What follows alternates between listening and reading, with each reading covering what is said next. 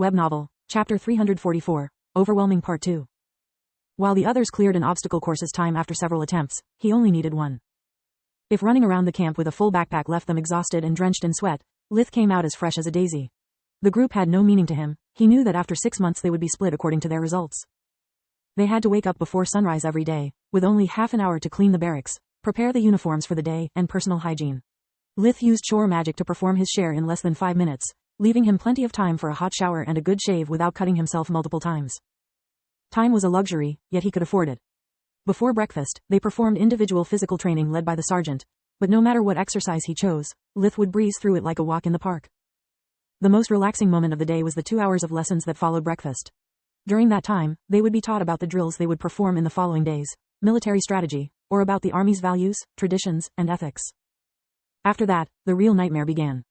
Who here has hand-to-hand combat experience? Tepper asked. Lith raised his hand in response, like usual. His achievements left the sergeant as amazed as annoyed. How the heck does someone so young have already so much experience? Did I waste my life or what? Was one of his most recurring thoughts. No matter if you are tall or short, male or female. Combat techniques are devised to allow the weak to beat the strong, to overcome the difference in weight, height, or both. A skilled soldier can easily take down any untrained man, Tepper explained. What if the opponent has our same level of skill? Asked Maiden, the shortest girl in the unit. Then either you beat them with tactics and fighting spirit, or you pray the gods to strike them down with a lightning bolt. No one liked that answer. Lith was one of the 3 who raised their hand, meaning he would probably go undefeated again.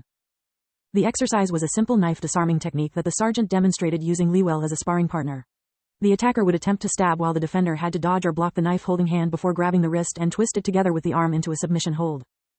In the first part of the training, everyone was required to win or lose according to their role in the scenario. It served the purpose to get acquainted with the technique and its footwork. In the second part, the attacker was allowed to resist and try to counter. That was when Lith shined the most. He wouldn't use speed or strength to win, but pure technique. As the attacker, the slightest mistake in controlling his arm would result in an elbow strike to the face, while focusing too much on his arm gave him the opportunity to use his legs to trip the opponent. Don't forget to move your legs, you idiots. The moment you stop moving you are nothing but punching bags. As the defender, Lith used the smallest movements possible to disarm the opponent and get a hold of the knife. The next part of the training was about marksmanship and learning how to use magic wands as long-range weapons. Sir, why do we use wands instead of arrows or other kinds of projectiles? Vipley was a skilled hunter. He was eager to show his talent, but he never used a wand before. Projectiles have been decommissioned ever since forge mastering was born. Sergeant Tepper was tempted to ask if someone knew why, but even he was sick of seeing Lith's hand.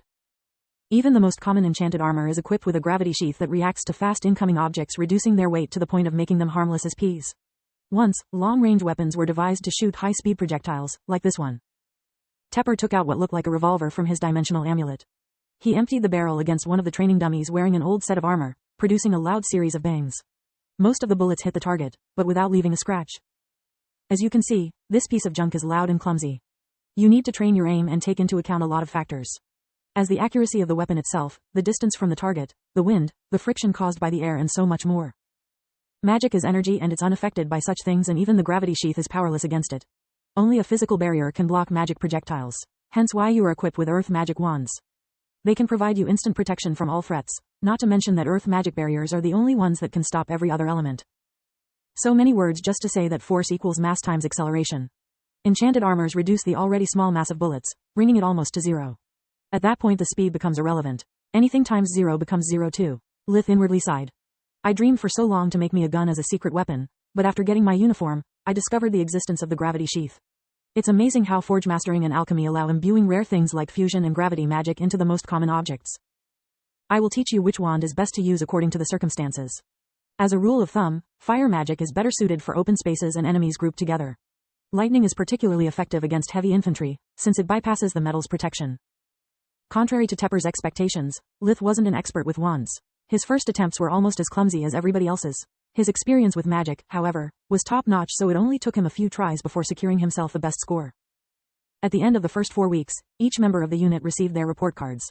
Some, like Vipley, achieved a lot of A's and B's, boosting his confidence and earning him the respect of the unit. Others, like Maiden, received too many C's to let them dream of becoming members of an elite squad. Last, but not least, Lith had no idea what his own report card meant.